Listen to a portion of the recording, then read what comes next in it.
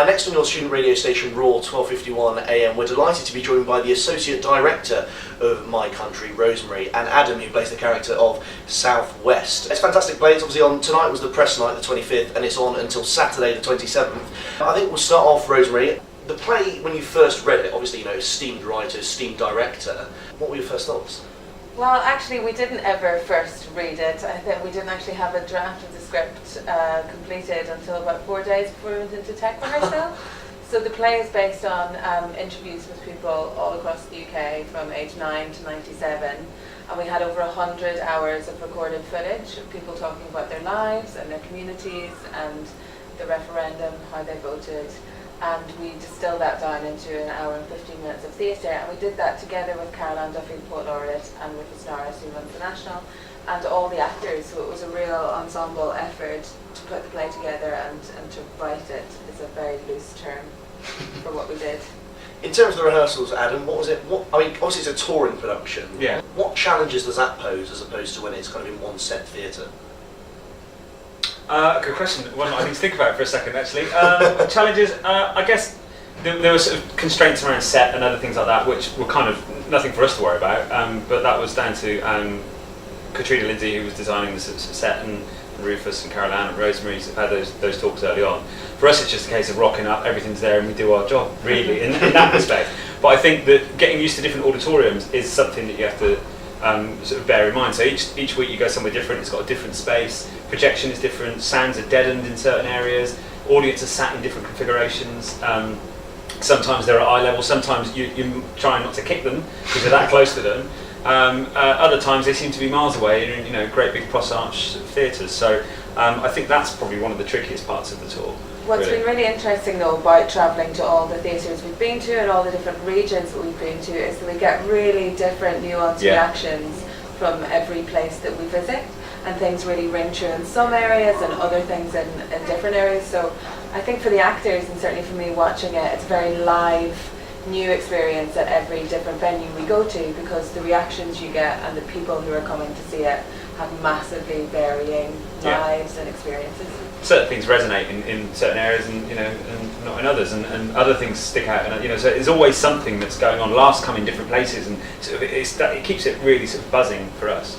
Adam, staying with you. Yeah. Just want to ask. Obviously, you're playing the Southwest, yes. which quite hard to represent that whole constituency. But what are your kind of thoughts? Obviously, it's very funny the way that various areas are kind of mocked up and the stereotypes quite in a funny way. In terms of playing the Southwest, what kind of research did you do for that role? Are you from the Southwest? I'm from the Southwest. You're from the story ends there. That's it. No, I think one of the things you notice about the Southwest, and it's interesting you use the word mocks up. There's a small part of it which is crafted by Caroline Duffy, the Poet Laureate. So some of the text is from her, but the vast majority of the text is verbatim, and I assure there's no mocking up whatsoever. It's the real people's voices, and that's, I think, people, especially with the Southwest, because there seem to be quite a few comical people from the Southwest, or at least their comments are comical, and I think it's just because of the type of people that you get in the Southwest. I'm from the Southwest.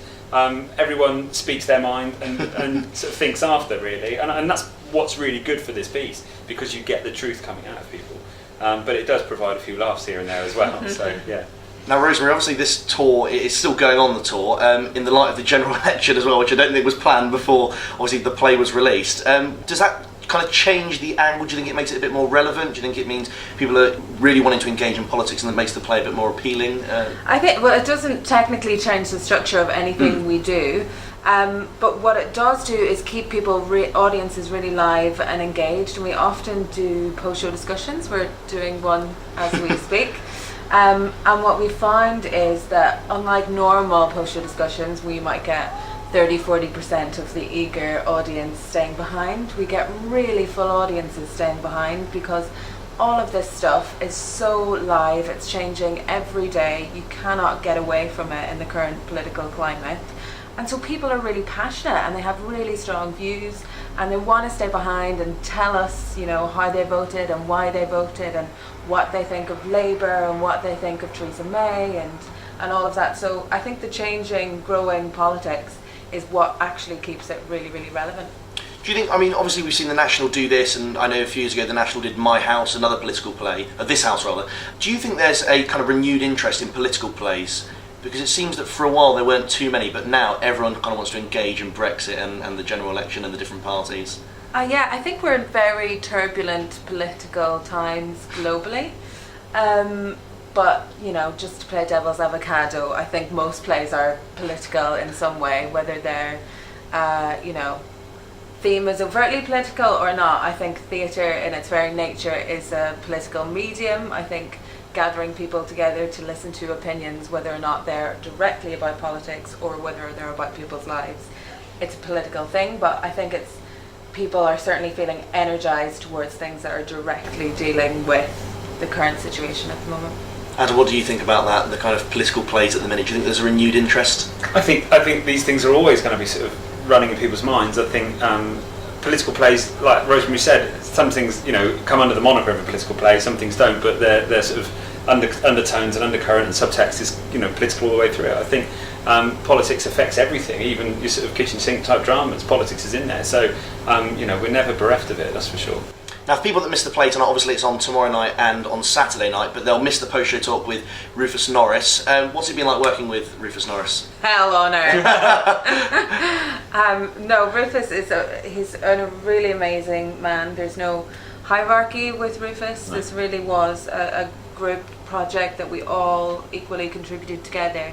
If only because we had so much material to get through that it could never have been done by one or two people. We sort of needed all 10 or 12 people who were in the room to muck in, and Rufus is amazingly talented and secure in his own ability, so that he opens up the floor to everyone else, and he's a really good curator of ideas, he's really good at structure, and he's really, really passionate about all this stuff, which always makes a difference.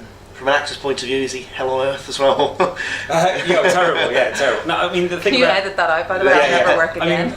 I mean, Rosemary's word curator, I mean, that's true. Rufus listens to a degree where I've never known any other director to listen like that. And any suggestion is validly, you know, listened to and worked through, and he will then take those things on board and use them. And he doesn't say, yeah, that's my idea, I'll just use it. You know, he will he will let you know that, you know, he's using your idea, and vice versa. And I think it's just a really refreshing thing working with Rufus. He's very he brought like-minded people together, I think, into a room, and not just like-minded amongst themselves, but like-minded to him. And I think there's a real down-to-earth nature about this project. And I don't think it would have worked in any other way had anyone other than Rufus tried to do it. And that's why I think it's such a success. Brilliant. Well, Adam and Rosemary, thank you very much for joining me. Thank you.